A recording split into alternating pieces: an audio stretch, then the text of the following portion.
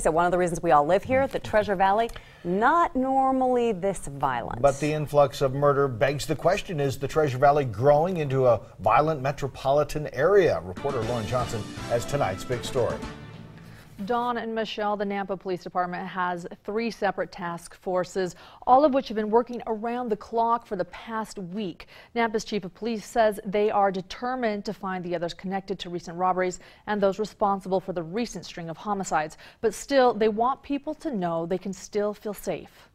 It's gone to the point now where people are being murdered, and finding an answer to all of this would certainly be in the best interest of us as a citizen. You know, it doesn't matter whether you're in Nampa or Meridian or Boise, we're all from Idaho. Tom Canning moved to Nampa in 1947, left in 1959, and then came back 50 years later. When I left, there were 12,000 people lived in Nampa, and there's about 80,000 now. Canning believes the city's growth is one reason for the recent surge in crime. The issues of a moderately large city now are coming home to roost. Others agree. I think as our population grows, I think the rise of crime is not totally unexpected, but it's always surprising and frustrating. It is kind of alarming.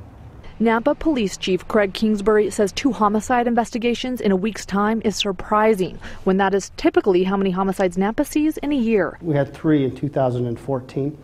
I believe in 2013 we had 2, and we went a couple years without a homicide. But he is hopeful. It's too early to call it a trend. I think it's more of an anomaly. It's a lot right back to back. We're all concerned about the safety of our families. Chief Kingsbury wants Gem State residents to know that despite the surge, they should still feel safe. This is a great place to live. This is a very safe community.